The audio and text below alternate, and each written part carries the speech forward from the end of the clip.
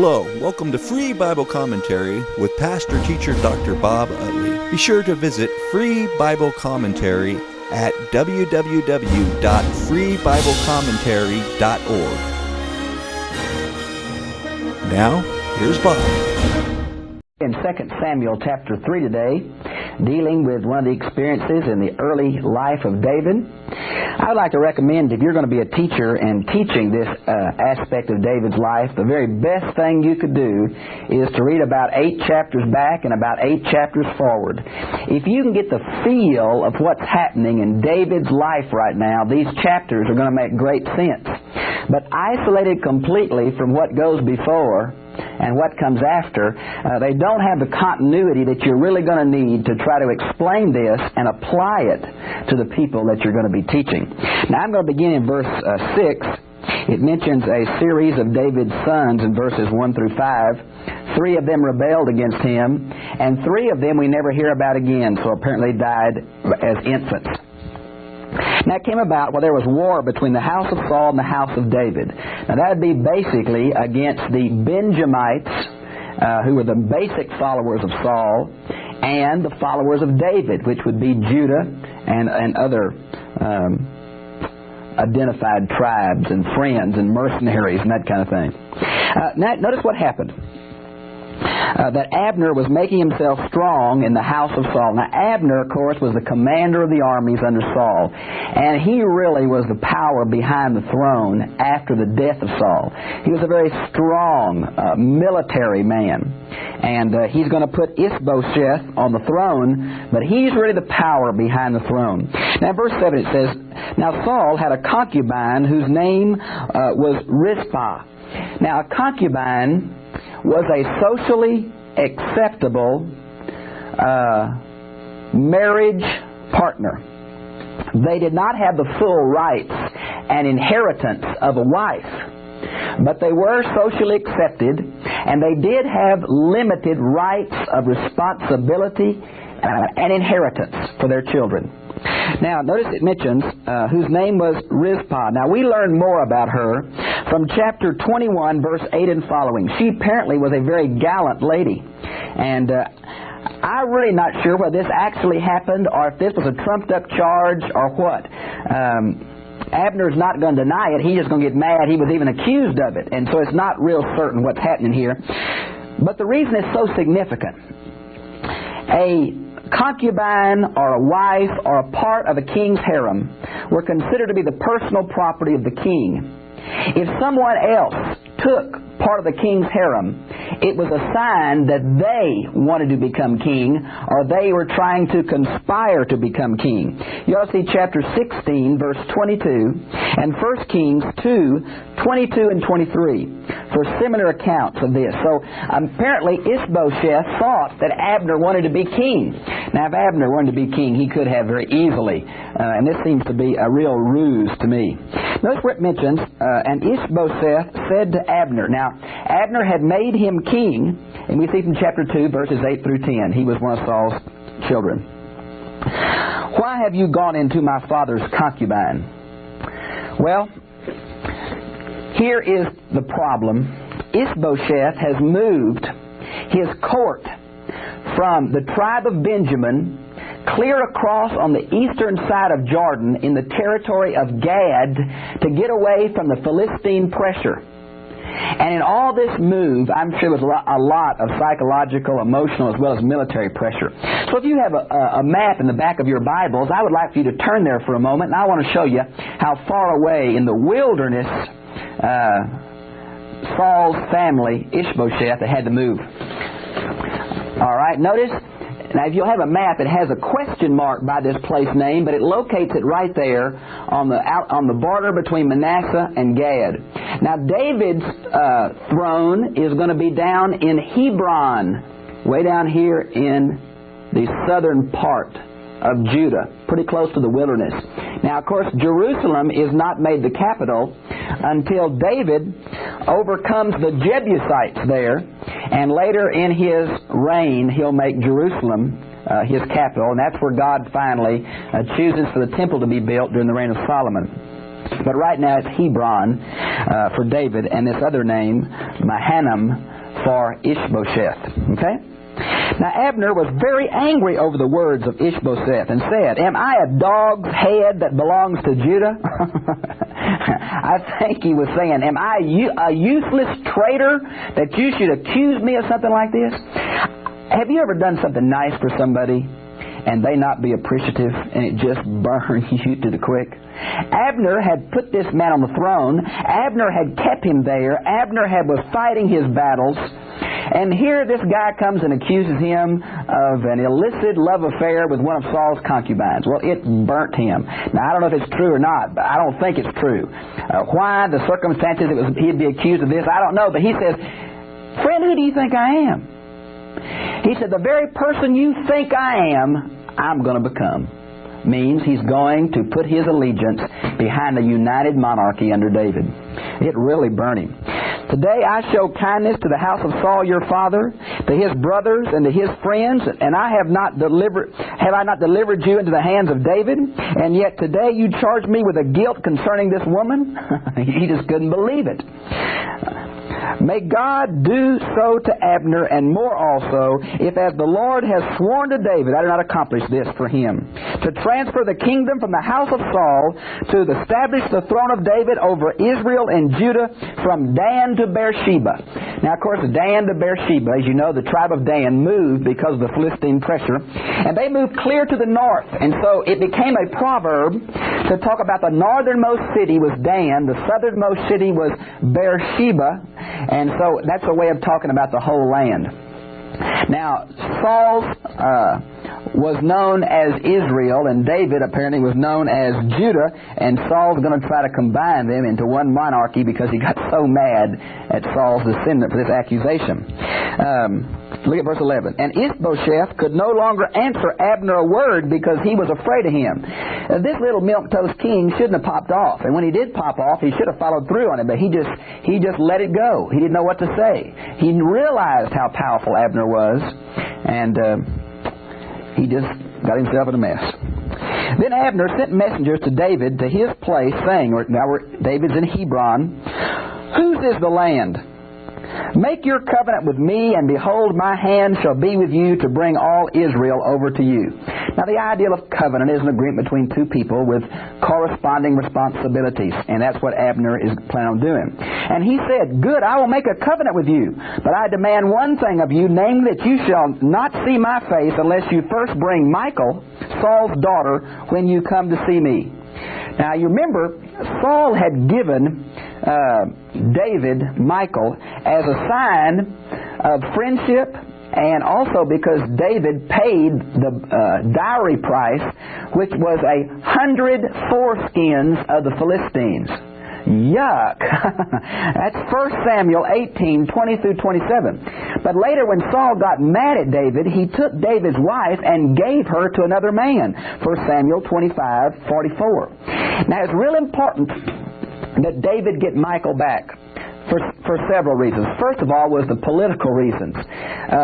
Michal was Saul's daughter, and David had been publicly disgraced by his wife being given to another man by the king, which showed a total disregard for David. So what David wants, he wants the king to reunite him and Michal and show that he is publicly being reunited or brought back to a place of preeminence in Israel. Now, I think he did love Michal originally, and Michal loved him. How much of that has faded over these years, I don't know, because she's been married to another man now for 8 or 9 years. It's a real problem situation. Saul really opened a can of worms when he did this to David, trying to really hurt David, and I'm sure it did.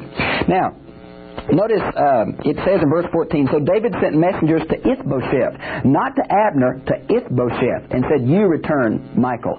It was real important to David it be a public act of the state in reinstating David's rightful marriage and ownership of Michal, because he paid a dowry for her. In that understanding, he had bought her. Now you see down it says, Saul's son, saying, "Give me my wife Michal, to whom I was betrothed for 100 foreskins of the Philistines."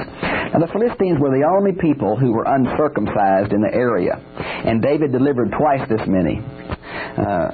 It's a pretty gruesome act to go through the dead bodies of Philistines and take their foreskins just to get a dowry for David to marry somebody. And Ishbosheth sent and took her from her husband, from Patiel, and the son of Lachish. Now, look what's going to happen. This husband, in verse 16, her husband went with her, weeping as he went, and followed her as far, and we don't know where that city is, but it's right on the borderline between Israel and Judah.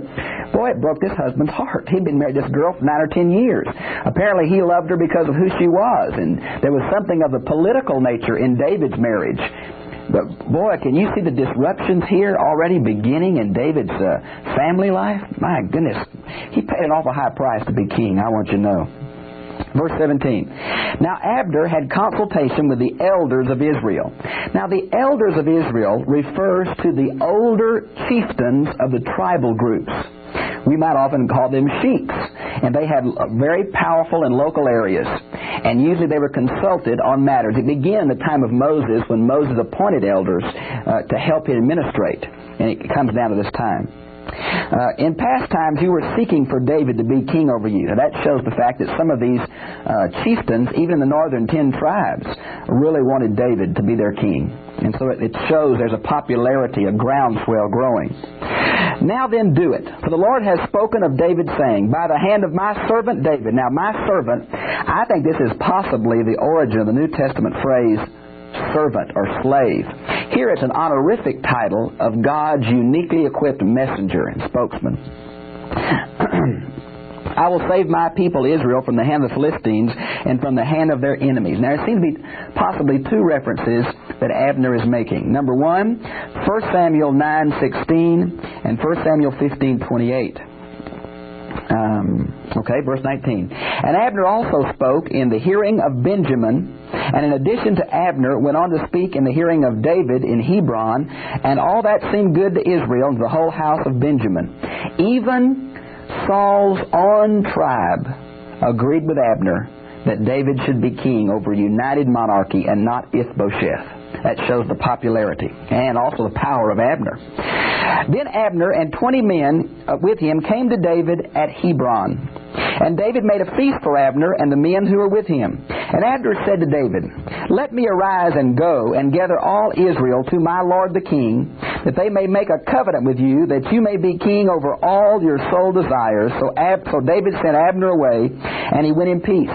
Now this was kind of a pre-covenant meeting, a pre-ordination meeting, to kind of work out the details of a smooth transition to a united monarchy. And David sent Abner away in peace to collect the elders and the tribes and to come back and make David king over the united Israel. That's what David had wanted so long. And it looked like it was finally going to come to fruition through Abner and these foolish words of Ishbosheth. And look what happened.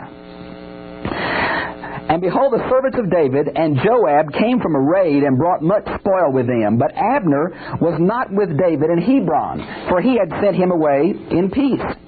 When Joab and all the army that was with him arrived, they told Joab, saying, Abner the son of Ner came to the king, and he has sent him away, and he has gone in peace. Now Abner and Joab were counterparts. Abner was a nephew of David. He was David's sister's son, very powerful military man and leader of David's army. Well, Abner was his counterpart on Saul's soldiers. Now they had had a real bad fight in 2 Samuel 1, and on Gilboa many people had died on both sides, but mostly on the Benjamite side.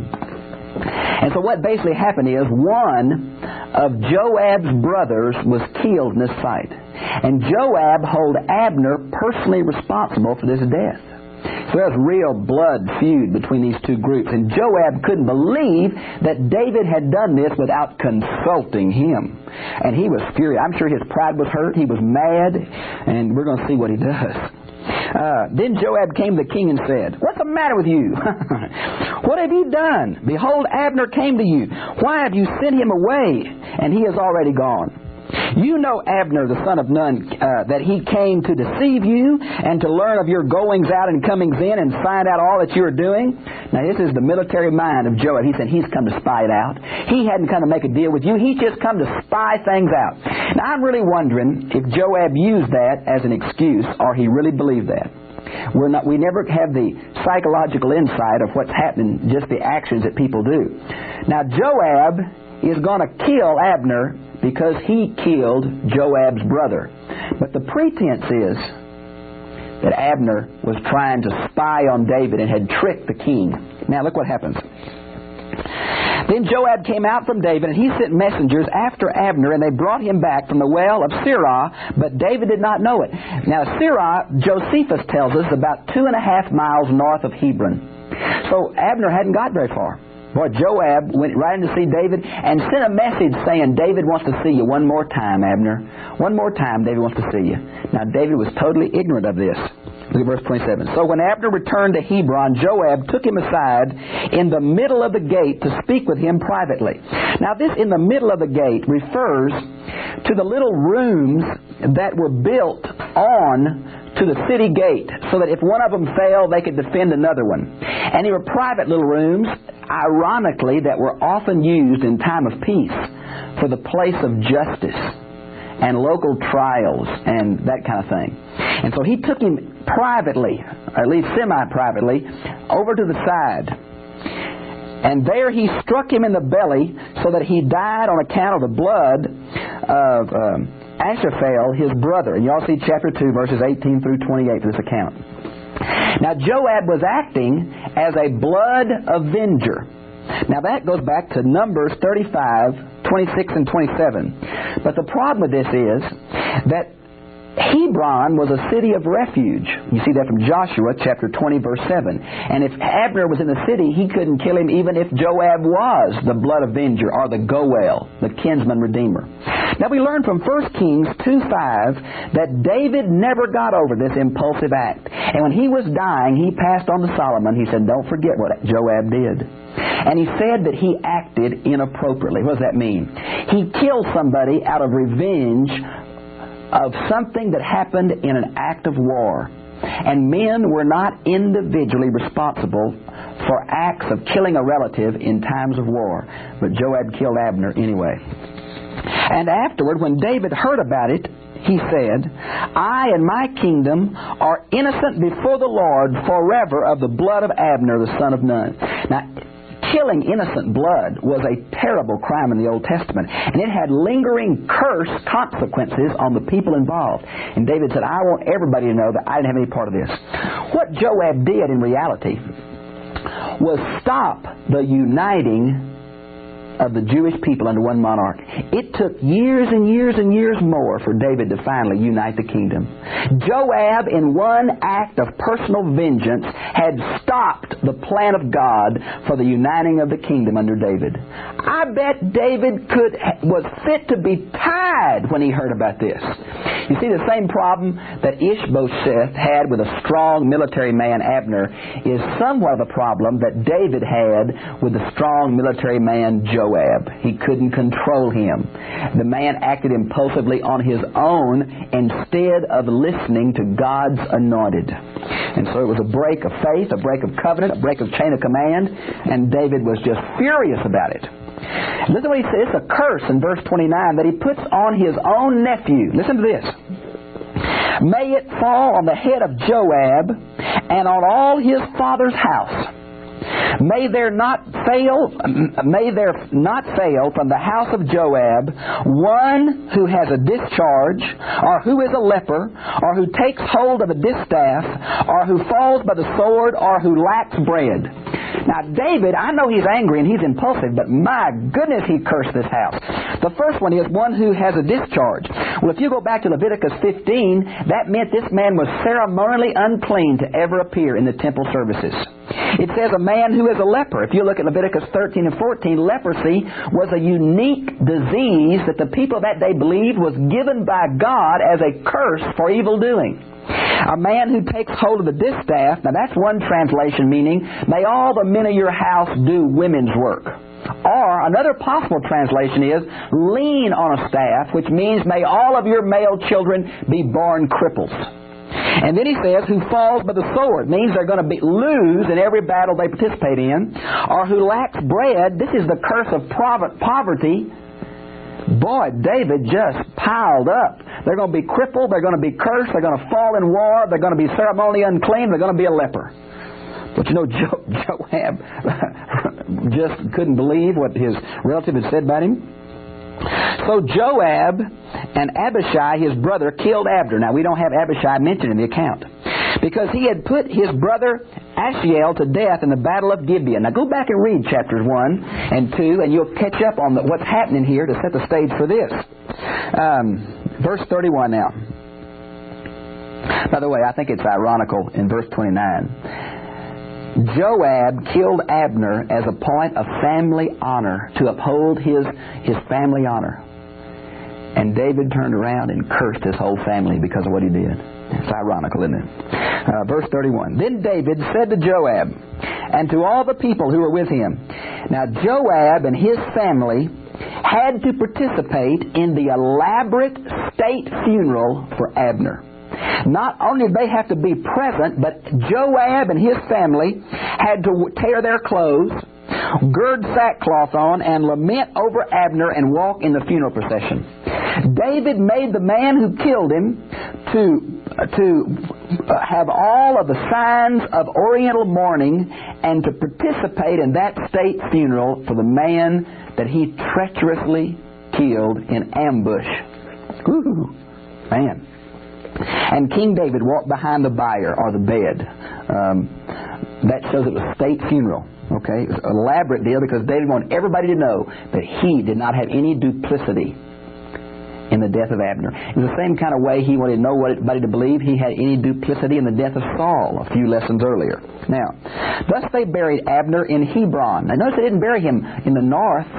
They buried him in the capital of David's kingdom, Hebron. And the king lifted up his voice and wept at the grave of Abner, and all the people wept. I think David was sincerely moved. I think he was crying because of his own condition, and I think he was crying over the breach of trust that Joab had caused to a man who had eaten at his table. You see, Joab had broken so many Oriental customs. For Abner to eat with David was a sign that David committed to him his protection, his friendship, his covenant. And here comes his own commander and breaches that covenant and takes a man's life. Well, I tell you, for an Oriental, that was hard to choke on. The king chanted a lament, a funeral dirge for Abner, and said, should Abner die as a fool dies? Your hands were not bound, nor your feet put in feathers. As one falls before the wicked, you have fallen. He says, you weren't a prisoner of war, but you died unknowingly as a fool, as an act of treachery by a wicked man. Boy, don't you know Joab was having a hard time listening to all this? And all the people wept over him. And all the people came to persuade David to eat bread while it was still day. But David vowed, saying, may God do so to me, and more also, if I taste bread or anything else, for the sun goes down. Now, David was taking an oath. Now, an oath is bringing God's name into something, saying, God, if I do this, you do this. We have the little cross my heart and hope to die kind of thing. That's somewhat of this, but in a theological sense. Now, usually there's a big dinner after the funerals. David would not participate. And they asked him to come eat. He said, I'm not going to eat till the sun goes down. Why that? Because the funeral day would be over, and a Jewish day begins at 6 o'clock in the evening. David said, I'm going to fast today, because I'm really in mourning for Abner and what I have done to him through the unknowing acts of my representative, Joab. And all the people took note of it, and it pleased them, just as everything the king did pleased all the people. Now, David was a popular man. You go back to 1 Samuel 18:16. Now, these representatives, these 20 men that came with Abner, I'm sure they were there for this funeral, and I'm sure they took the word back to the northern 10 tribes. But this just ruined David's chances of having a united monarchy for many years. Whether he knew it or not, here was Abner that was bringing the kingdom put in his lap, killed by David's nephew in an act of absolute treachery. Okay? So all the people and all Israel understood that day that it had not been the will of the king to put Abner the son of Ner to death. Then the king said to his servants, Do you not know that a prince and a great man has fallen this day in Israel? And I am weak today, though the anointed king and these men, the son of Zerah, are too difficult for me. May the Lord repay the evildoer according to his evil. Now, the anointed king meant he was in charge. He was God's official representative. Now, anointed is the same where we get the word Messiah from. Calvin built his Christology of the Messiah around the three offices that were anointed: prophet, priest, and king. And Jesus fulfills all those offices. Now, this lady mentioned is David's sister. When he says, they are too difficult for me, may the Lord repay the evildoer, what David's saying is, I can't control these men. May God's will be done, and may He do justice to them. Well, we lost a chance for the United Monarchy early. It's going to take years and years, and many difficult things are going to happen because of the impetuous acts of one man. I think the impetuous acts of man can sometimes thwart the will of God for a period, bring great havoc into what God would normally have. I've enjoyed being with you. I'll see you again, same time, same place next week.